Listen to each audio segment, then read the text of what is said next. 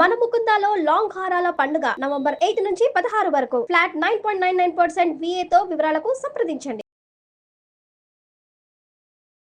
నమస్తే, మీరు చూస్తున్న సుమన్ టీవీ. నేను మీ కీర్తి. నాతో పాటు ప్రముఖ ఆస్ట్రాలజీ బ్రహ్మశ్రీ నందిబట్ల శ్రీహరి శర్మ గురువు గారు ఉన్నారు. నమస్తే గురుగారు. వాగర్థావివ సంపృక్తౌ వాగర్థ ప్రతిపత్తయే జగతః పితరౌ వందే పార్వతీ పరమేశ్వరౌ. ఆదిత్యాయ చ సోమాయ మంగళాయ బుధాయ చ గురు శుక్ర శనిభ్యశ్చ రాహవే కేతవే నమః. శృంగేరి జగద్గురు పీఠాధిపతులకి, కంచి పీఠాధిపతులకి నమస్కారములు తెలియచేసుకుంటూ కార్యక్రమాన్ని ప్రారంభిద్దాం. గురుగారు, ఈ మధ్య కాలంలో చూస్తే అసలు వరుసగా మరణాలే సంభవిస్తున్నాయి గురుగారు. బస్ యాక్సిడెంట్లు, రోడ్ యాక్సిడెంట్లు, ట్రైన్ యాక్సిడెంట్లు, ఫ్లైట్ యాక్సిడెంట్లు, ఏదో ఒక రకంగా మరణం అన్నది చూస్తున్నాం. అసలు ఒక్కొక్క ఫ్యామిలీ నుంచి ఒకరు, ఇద్దరు, ముగ్గురు ఫ్యామిలీ అంతా చనిపోవడం, ఫ్యామిలీలో చాలా ఇంపార్టెంట్ పీపుల్స్ చనిపోవడం అట్లా చూస్తున్నాం. ఎందుకు ఇలా జరుగుతుందంటారు? ఇకపై కూడా ఇలాంటివి చాలా జరగబోతున్నాయి, చాలా జరిగేవి ఉన్నాయి అని కొంతమంది చెప్తున్నారు, వింటూ ఉన్నాము. ముఖ్యంగా మొన్నటికి మొన్న బాంబ్ బ్లాస్ట్ కూడా జరిగింది ఢిల్లీలో. ఆ తర్వాత ఇప్పుడు గుళ్ళో ప్రసాదం తీసుకోవడానికి కూడా నోచుకోలేమా అనిపిస్తూ ఉంది గురుగారు. ప్రసాదాల్లో కూడా పాయిజనస్ చేసే అవకాశం ఉంది అని అంటున్నారు.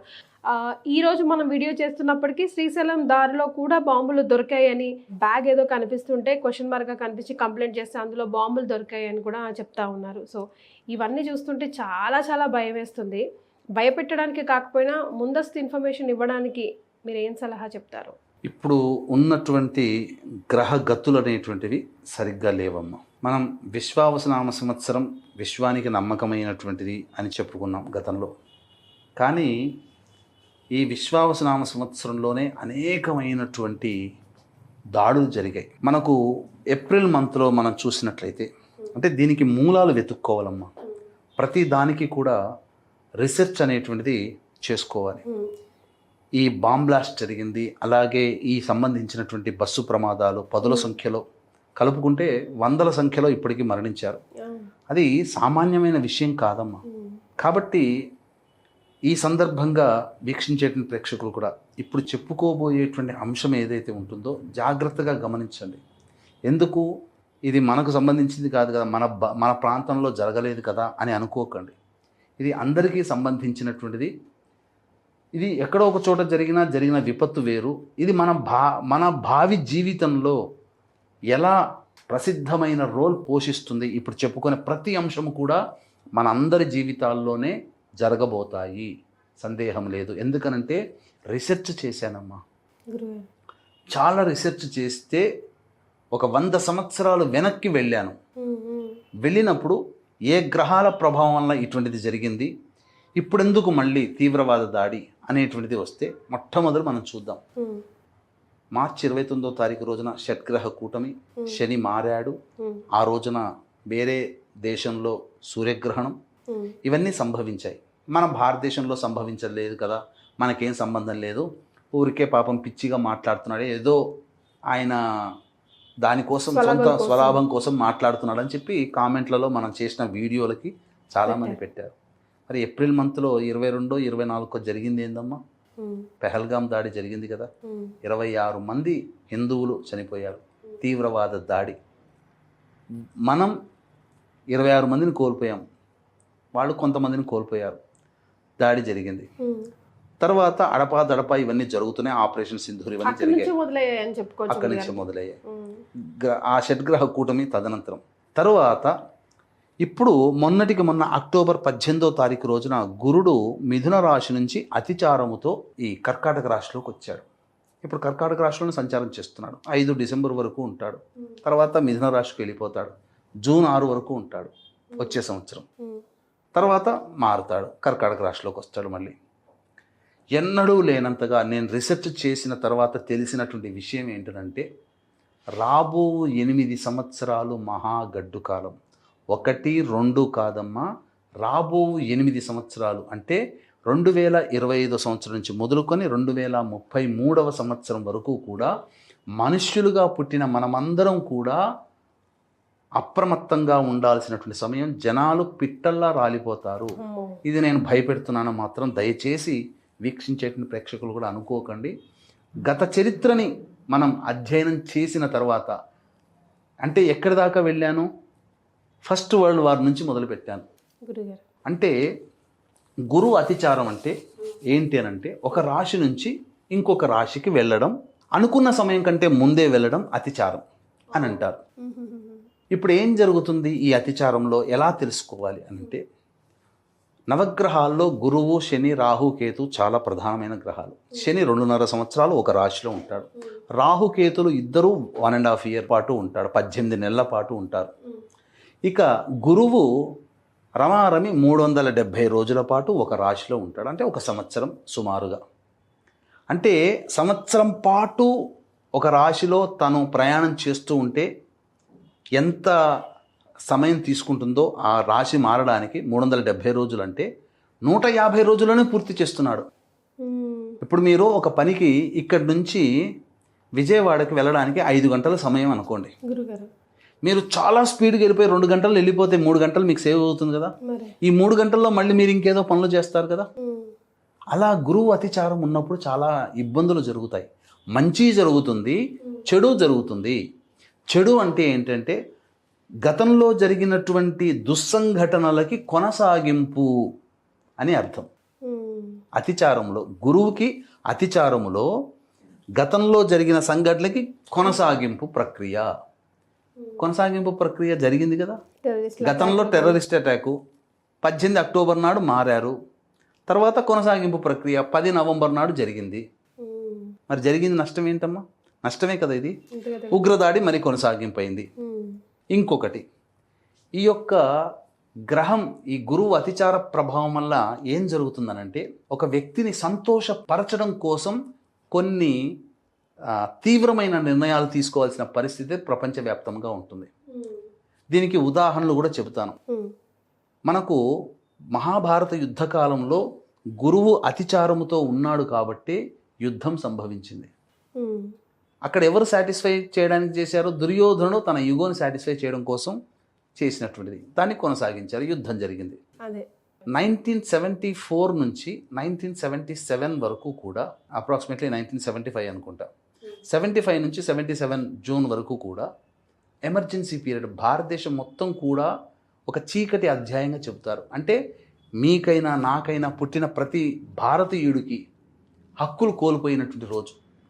అంటే అది ఎటువంటి అంటే స్వాతంత్రం రాకముందు ఎలాంటి ఉన్నామో అంతకంటే ఘోరమైన పరిస్థితి. సర్వ హక్కులు కోల్పోయాం. ఆంగ్లేయులు పరిపాలించిన హక్కులు మనకంటూ కొన్ని ఉన్నాయి. కానీ ఇందిరాగాంధీ పెట్టినటువంటి ఈ యొక్క ఎమర్జెన్సీ పీరియడ్ వల్ల ప్రతి మానవులకి సంబంధించినటువంటి హక్కుని మన భారతదేశంలో కోల్పోయాం. ఈ సమయంలో కూడా గురువు అతిచారంతో ఉన్నాడు. చెడు గురించి మనం చెప్పుకున్నాం. ఇక మంచి గురించి కూడా చెప్పుకుంటే, రైట్ బ్రదర్స్ ఈ గురువు అతిచారంలో ఉన్నప్పుడే 1910 1909లోనో ఎప్పుడు ఈ గురువు అతిచారం ఉండగానే ఇప్పుడు అందరం మనం భోగముగా అనుభవించే విమానం కనుగొనడం జరిగింది. తర్వాత మశూచి అంటాము, దాన్ని ప్లేగు అనే వ్యాధి అంటాం. ఈ ప్లేగు వ్యాధి వల్ల 1914 నుంచి లక్షల మంది ప్రపంచవ్యాప్తంగా చనిపోయారు. అలెగ్జాండర్ ఫ్లెమింగ్ ఈ గురు అతిచారంలో ఉన్నప్పుడుగానే మందు కనిపెట్టడం జరిగింది, పెన్సిలిన్ ఇంజెక్షన్. కాబట్టి మంచి కూడా జరిగింది మానవాళికి, కాకపోతే చెడు కూడా జరిగింది. ఎలా కూడా మీకు తెలియజేస్తాను, ఎందుకంటే నేను రీసెర్చ్ చేసి ఉన్నాను కాబట్టి దీంట్లో మీకు కొన్ని వివరాలు తెలియజేస్తానమ్మా.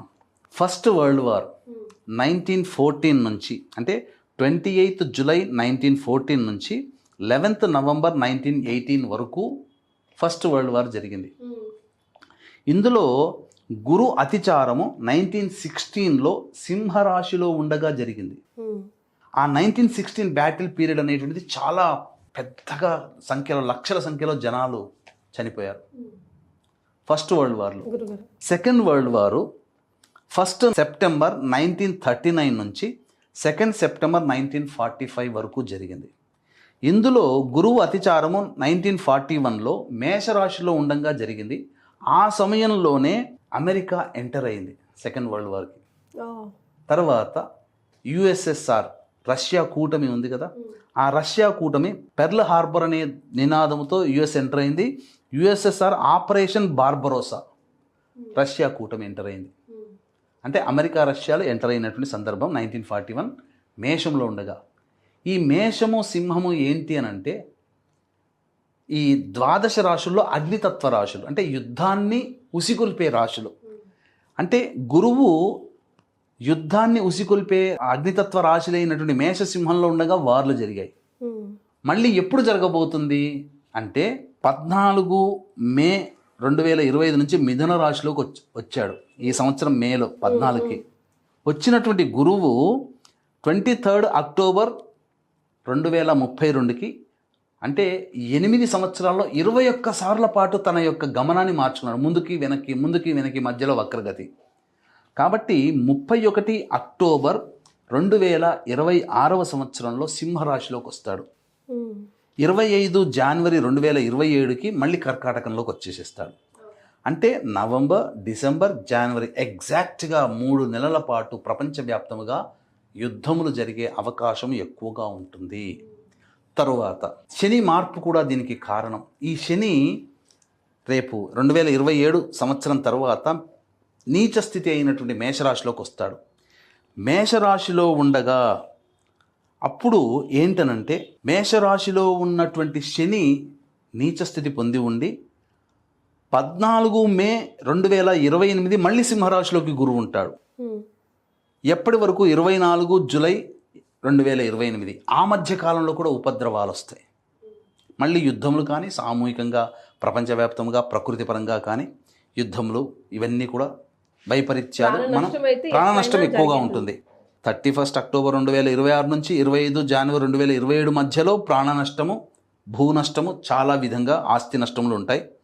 అలాగే 14 మే 2028 నుంచి 24 జూలై 2028 మధ్య కాలంలో కూడా ఉంటుంది. తరువాత ఎంత ప్రమాదము, ప్రపంచవ్యాప్తముగా దుర్భిక్షము అనేటువంటిది చూడబోయేటువంటిది ఎప్పుడంటే మార్చి 16వ తారీఖు 2031 నుంచి సెప్టెంబర్ 26వ తారీఖు వరకు 2031 శని రోహిణి నక్షత్రంలో సంచారం చేస్తుంటాడు. ఆ మధ్య కాలములో 15 అక్టోబర్ 2031 నుంచి 5 మార్చి 2032 వరకు ధనుస్సు రాశిలో ఉంటాడు. మరొక అగ్నితత్వ రాశి అయినటువంటి గురువు ధనుస్సు రాశిలో, శని వృషభ రాశిలో ఉన్నప్పుడు నష్టమమ్మ. ప్రకృతి పరంగా భూ విపత్తులు, సునామీలు కానీ, తర్వాత ఈ సంబంధించినటువంటి భూకంపాలు కానీ, ప్రపంచవ్యాప్తంగా యుద్ధ భయము కానీ, లేకపోతే థర్డ్ వరల్డ్ వార్ అని అనుకుంటూ వస్తున్నారు కదా, ఎక్కువగా యుద్ధ భయాలు అనేటువంటివి ఉంటాయి. ఈ గురువు అతిచారంలో ఉండగానే ఇప్పటికీ ఉక్రెయిన్ రష్యా మధ్య యుద్ధం పోలేదు, కొనసాగింపు మళ్ళీ కొనసాగుతుంది. అలాగే ఇజ్రాయెల్ గాజా కొనసాగుతుంది, హమాస్ కొనసాగుతుంది. ఇలా ప్రపంచవ్యాప్తముగా రాబో 8 సంవత్సరాల పాటు మనం ఇటువంటి భయానకమైనటువంటి వాతావరణ పరిస్థితుల్ని మనం ఎదుర్కోక తప్పదు. కాబట్టి ప్రపంచవ్యాప్తంగా మనకు కూడా ఈ యొక్క ప్రమాదం పొంచి ఉంది. కాబట్టి తప్పకుండా మనం కొన్ని ఇబ్బందులు అనేటువంటివి ఎదుర్కోక తప్పదు. దీంట్లోనే ప్రధానంగా కొన్ని మంచి కూడా జరిగేటువంటి సంఘటనలు జరుగుతాయమ్మా. ఏంటి అనంటే గురువు విద్యాకారకుడు, ధనకారకుడు, తర్వాత కీర్తి ప్రతిష్టలు, సంతానానికి కారకుడు, పనులలో అనుకూలత కారకుడు. కాబట్టి విద్యాకారకత్వం వచ్చింది. కాబట్టి మన భారతదేశంలో జరిగే రిఫార్మ్స్ ఏంటనంటే ఎన్సీఆర్టీ పుస్తకాల్లో ఇప్పటి వరకు చెత్తను చదువుకున్నాం మనం. మనకు కేవలం మన చరిత్ర అంటే మొఘల్స్ నుంచి ప్రారంభమై డచ్ వాడు, పోర్చుగీస్ వాడు, ఇంకా ఫ్రెంచ్ వాడు, ఈస్ట్ ఇండియా కంపెనీ వాడు, బ్రిటిష్ వాడు, వీడు మాత్రమే పరిపాలించిందే మనకు చరిత్ర. మొత్తం రిఫార్మ్ అవుతుంది. మొట్టమొదలు క్రీస్తు పూర్వం కంటే మొదలైనటువంటి గొప్ప గొప్ప రాజుల చరిత్రల్ని మనం పుస్తకాల రూపంలో భవిష్యత్తు తరం విద్యార్థులు చదువుకుంటారు. మనం చదివింది చెత్త అని ఇప్పుడు మనకు అర్థమవుతుంది. మన మీద చెత్తనే రుద్దారు. మన హిందూ ధర్మాన్ని నాశనం చేసి రుమాలు కుట్టుకొని వచ్చిన డబ్బులతో తిన్నాడు అని చెప్పి ఔరంగజేబుని గురించి గొప్పగొన్నాం. ఎన్ని దుర్మార్గమైనటువంటి పనులు చేశాడమ్మా. అక్బర్ బాద్షా అంటాం, ఎన్ని దుర్మార్గాలు చేశాడు. ఒక్కడా రెండా చెప్పుకుంటూ పోతే టిప్పు సుల్తాన్ మెల్కోటే రామాలయంలో ఎన్ని వందల మందిని, రామాలయంలోనే వేల మందిని చంపాడమ్మా. కాబట్టి ఇవన్నీ కూడా చరిత్రలో అసలు సిసలైన చరిత్రని మనం తెలుసుకోబోతున్నాం. ఇప్పుడు మనం చెప్పాలి అని అంటే క్యాన్సర్ రోగానికి, థైరాయిడ్ సమస్యలకి, షుగర్ సంబంధమైన సమస్యలకి మూల కారణం ఈ గురువు. వీటికి సంబంధించినటువంటి సమూలమైనటువంటి కొత్త మందులు ప్రజలకి అందుబాటులోకి వస్తాయి. ఇప్పటికే గురువు అతిచారం రాగానే షుగర్కి ఏదో మందు వచ్చిందని చెప్పి అన్ని ప్రసార మాధ్యమాల్లో చూస్తున్నాం. 18 అక్టోబర్ తర్వాత వచ్చినటువంటి ఇన్వెన్షన్. కాబట్టి ఇలా మంచి కూడా జరుగుతుంది. మనం ఎంతో కాలం నుంచి ఎదురు చూస్తున్నటువంటి భద్రతా మండలిలో ఉన్నతమైన స్థానం మనకు లభిస్తుంది.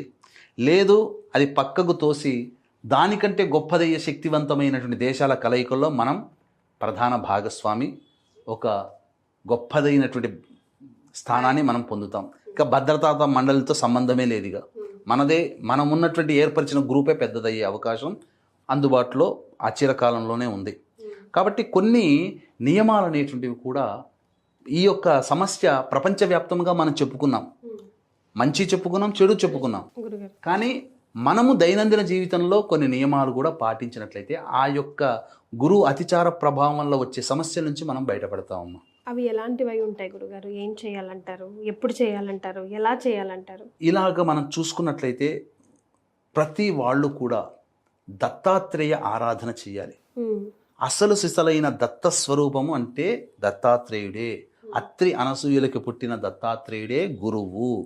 ఈనాడు మనం చూస్తే మనం అసలు కంటే కొసరుని ఎక్కువగా పెట్టుకుంటున్నాం. బాబాల చుట్టూ తిరుగుతున్నాం, ఆశ్రమాల చుట్టూ తిరుగుతున్నాం, వాళ్ళకి పాదసేవలు చేస్తున్నాం.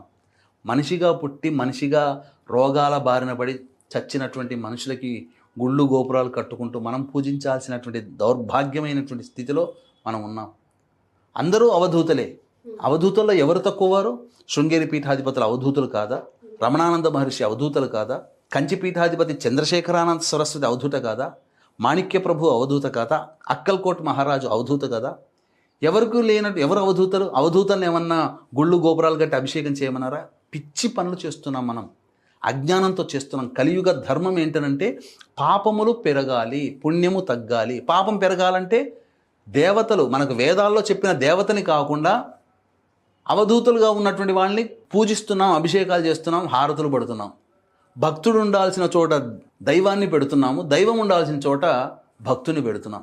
మీలాగా నాలాగా పుట్టిన వాళ్ళే వీళ్ళందరూ. కాకపోతే పూర్వజన్మ వశాత్తు వాళ్ళు గొప్పవాళ్ళు అయ్యారు, అవధూతలు అయ్యారు. నమస్కారం చేసుకోండి, ఆయన చెప్పిన మాటలు వినండి, ఏ అవధూత చెప్పినా.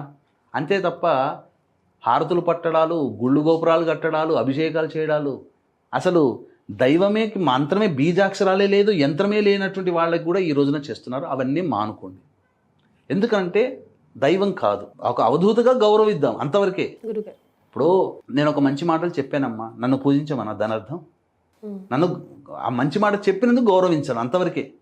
అంతే తప్ప ఈయన గొప్ప మాట చెప్పాడు కాబట్టి ఈయన దేవుడు అని చెప్పి చేస్తే పిచ్చి అంటారు దాన్ని. అందుకనే ఆ మూఢం నుంచి బయటికి రండి. మనకున్నారు, ఈశ్వరుడు ఉన్నాడు, విష్ణు ఉన్నాడు, అమ్మవారు ఉంది, లక్ష్మి ఉంది, వినాయకుడు ఉన్నాడు, సుబ్రహ్మణ్య స్వామి ఉంది. ఎవరు తక్కువ మనకు? అంతకంటే గొప్ప కాదుగా. దత్తాత్రేయుని కొలిస్తే బ్రహ్మ విష్ణు మహేశ్వరుడు ముగ్గురు కొలిచిన ఫలితం. కాబట్టి ఆ విధంగా చేయండి. దత్తాత్రేయ ఆరాధన ప్రతిరోజు కూడా దత్త కవచము కానీ, కాలాన్ని శాసించేవాడు కాలభైరవాష్టక పారాయణం, గణపతి స్తోత్రము, కలవు చండీ వినాయకో కాలభైరవ, దుర్గా ఆరాధన, ఇవి 4 చేసి నిత్యము చేస్తున్నటువంటి మానవుడికి ఎప్పుడు కూడా ఉపద్రవాలు ఏమీ చేయవు. దీన్ని దృష్టిలో పెట్టుకునే మన పీఠం ఆధ్వర్యంలో ప్రతి నెల మానవుడికి యోగాన్ని అందించాలనే ఉద్దేశంతో సర్వదోష నివారణ పూజలు, హోమాలు అనేటువంటివి ప్రత్యేకించి చేయడం జరుగుతుంది. ఇందున మృత్యుంజయ హోమము, సుదర్శన హోమము, లక్ష్మీ హోమము, గణపతి హోమము, ఇలా అనేక ఉగ్రదేవతల హోమాలు, తద్వారా మనకు మంచిని కలిగించేటువంటి ఇలాంటివి ఎన్నో కూడా చేయిస్తున్నామమ్మా. మానవుడికి దరిద్రము ఉండకూడదు, ఆనందంగా జీవించడానికి ఏ దేవతలైతే తోడ్పడతారో ఆ దేవతల హోమాది కార్యక్రమాలు ప్రతి నెల మనం చేయిస్తున్నాం. దీంట్లో సభ్యులుగా చేరవచ్చు, అందరికీ కూడా అవకాశం ఉంటుంది. తద్వారా చేరినటువంటి వాళ్ళకి మనం చేసుకున్నటువంటి పుణ్యము మనం భవిష్యత్తులో మనం అనుభవిస్తాం. ఈ కలియుగంలో దానమే చెప్పబడి ఉంది. కాబట్టి నియమ ప్రకారము ఈ యొక్క సంపాదించిన దాంట్లో నెలకు ఒక 300 రూపాయలు ఖర్చు పెడతాం కదమ్మా, తప్పు లేదుగా. దానం చేయండి చాలు. తోచిన వస్తువులు ఎవరికైనా అనాథలకి దానం చేయండి, శక్తి కొలది చేయండి. ఆ దానమే మనల్ని ఆపద సమయంలో కాపాడుతుంది. అవకాశం ఉంటే భగవంతుడు ఇంకా శక్తినిస్తే మన పీఠం ఆధ్వర్యంలో జరిగే ప్రతి నెల ఒక రక్షణ కవచం, మృత్యుంజయ హోమం చేయడం ద్వారా అకాలమైనటువంటి ప్రమాదాల నుంచి బయటపడతాం. ఇలాంటివి ఎన్నో హోమాలు ప్రతి నెల ఒక పుణ్యతిథి రోజున మన పీఠం ఆధ్వర్యంలో సంవత్సరం పాటు కొనసాగుతుంది. అందులో నమోదు చేసుకోవచ్చు. వీడియోలు కూడా ప్రతి నెల పంపించడం జరుగుతుందమ్మా.